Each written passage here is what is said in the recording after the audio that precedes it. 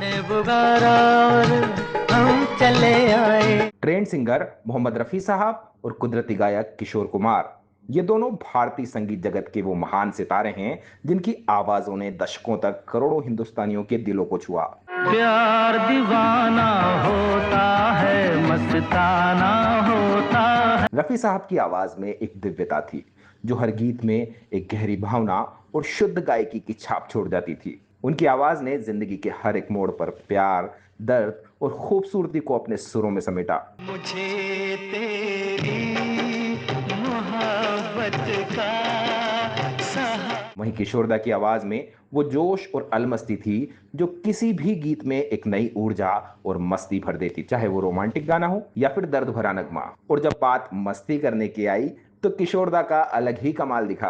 ओ खाई के पान बनारस वाला खुल जाए बंद अकल का ताला। रफी साहब ने जहां अपनी आवाज से हर भावना को उकेरा, वहीं किशोरदा ने हर गाने को अपनी मस्त मौला शैली से खास बना दिया। इन दोनों गायकों की स्टाइल भले ही अलग अलग थी और दोनों की तगड़ी फैन फॉलोइंग के चलते दोनों के बीच मतभेद की अफवाहें भी खूब फैली, लेकिन दोनों ने हमेशा ही एक दूसरे के प्रति गहरे सम्मान और श्रद्धा का भाव रखा। मोहम्मद रफी साहब वो हमारे बड़े अजीज दोस्त थे, भाई की तरफ थे। तो मैं चाहता हूं कि आज का प्रोग्राम उनके गीत से मैं शुरू करूं। हर संगीतकार इन दोनों से इनकी खासियत के मुताबिक ही गीत गवाता था, मगर जिस दिलचस्प घटना की बात मैं आपको आज बताने जा रहा हूं, उसमें संगीतकार ने किशोरदा से रफी साहब की तरह गाने का दबाव डाला था। क्या हुआ जब किशोरदा को अपनी स्टाइल छोड़कर रफी साहब की तरह गाना गाने के लिए कहा गया? चलिए शुरू करते हैं गीत और संगीत का ये सुरीला सफर। 1969 में एक फिल्म आई थी जो बॉलीवुड के संगीत प्रेमियों के दिलों में हमेशा के लिए बस गई। फिल्म का नाम था प्यार का मौसम। इन फिल्मों ने हमें दो महान गायकों मोहम्मद रफी और किशोर कुमार के जादू से परिचित कराया था, जो आज भी हमारे दिलों में जीवित है। सुल्ताना रे प्यार का मौसम आया। प्यार का मौसम नासिर हुसैन साहब की ट्रेडमार्क फिल्म थी। फैमिली मेंबर का बिछड़ना और मिलना उनका सफल और सुपरहिट फॉर्मूला था। इसमें परिवार के सदस्य किसी हादसे में अलग हो जाते हैं और घटनाओं के सिलसिले में आखिरी में एकजुट हो जाते हैं। इन फिल्मों में एक गाना जरूर होता था जो फैमिली की पहचान होता था, जिसे नासिर साहब फिल्म का थीम सॉन्ग बनाते थे। ये गाना भी प्यार का मौसम का थीम सॉन्ग था। तुम बिन जाऊं कहां। इस फिल्म के सारे गाने मजरूह सुल्तानपुरी साहब ने लिखे थे, जबकि इन्हें संगीत से सजाया था मशहूर संगीतकार R.D. बर्मन यानी हमारे प्यारे पंचमदा ने। अपने गीत संगीत और जबरदस्त एक्टिंग और डायरेक्शन के कारण ये फिल्म बॉक्स ऑफिस पर सिल्वर जुबली हिट रही थी। सुल्ताना रे प्यार का मौसम। फिल्म का असली आकर्षण था शशि कपूर और आशा पारेख की जोड़ी। उनकी केमिस्ट्री स्क्रीन पर एक जीवंत रंग भर देती थी। यह फिल्म नासिर हुसैन साहब की पिछली फिल्म तुम सा नहीं देखा से काफी मिलती जुलती थी, लेकिन इस बार संगीत का जादू और गानों की खूबसूरती ने इसे और भी खास बना दिया था। इसमें लता जी ने सबसे ज्यादा 4 गाने गाए।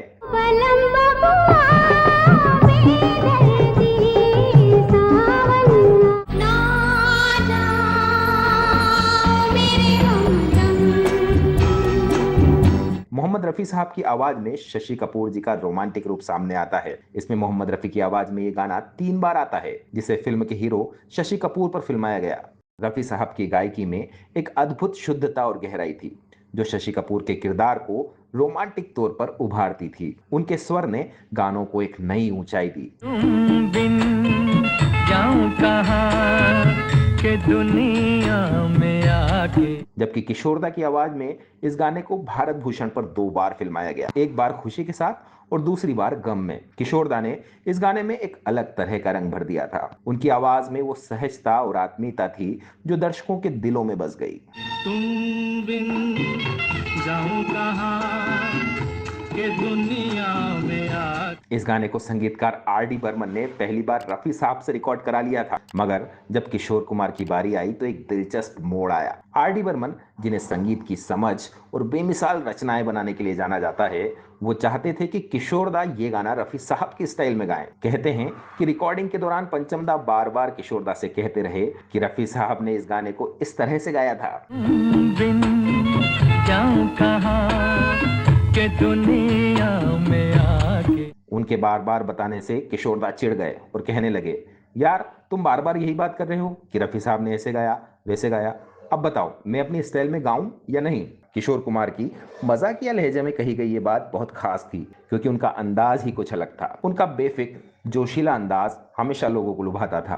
पंचमदा और किशोरदा का रिश्ता प्रोफेशनल नहीं था, दोनों के फैमिली रिलेशन थे, इसलिए पंचमदा उनकी बात पर मुस्कुरा कर रह गए, कोई जवाब नहीं दिया। तुम बिन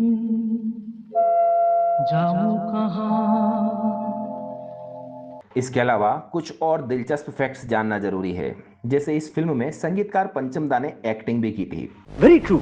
देखिए मिस्टर, ये झटपट सिंह जी हैं लखनऊ से बम्बई और बम्बई से यहाँ आए हैं। नासिर हुसैन के भतीजे और आमिर खान के छोटे भाई फैसल खान ने शशि कपूर के बचपन का किरदार निभाया था, जो उस समय 3 साल के थे।